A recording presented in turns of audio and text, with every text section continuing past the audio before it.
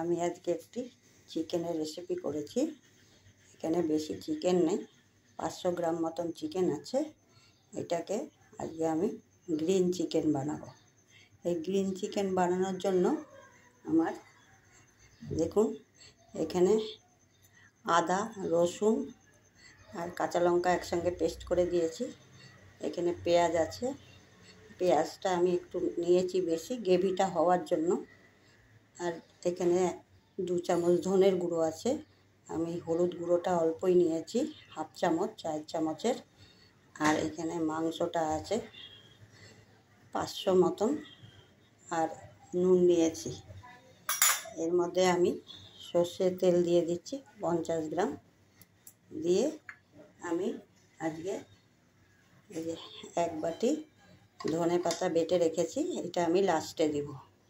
এটাকে আমি green chicken বানাবো। এগুলো আমি এখন একসঙ্গে মাখাবো, তারপর আবার দেখাচ্ছি। দেখুন সব উপকরণগুলো আমি সব একসঙ্গে মাখিয়ে নিয়েছি। এরপরে আমি একটু ঢাকা দিয়ে দেব। দেখুন বন্ধুরা, আমার এই চিকেনটা কষানো হয়ে গেছে। আমি চিকেনটা কিন্তু সবুজ চিকেন করবো বলে আমি হলুদটা কম দিয়েছি। এর মধ্যে আমারটা কষানো হয়ে গেছে। আমি এবারে ধনে পাতা বেটে রেখেছি, এটাকে আমি এখন দিয়ে দেবো।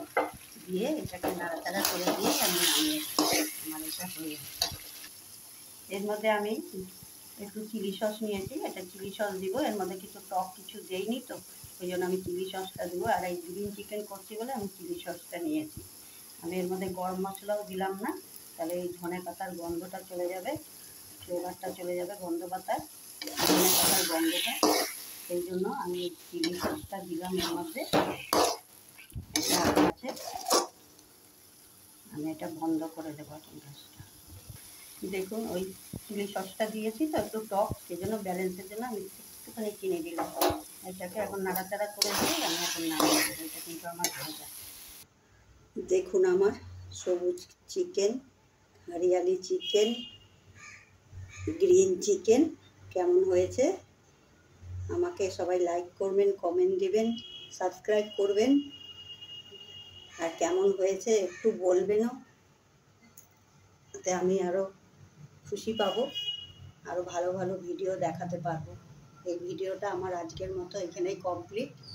আবার দেখা হবে আর একটা পরের ভিডিওতে।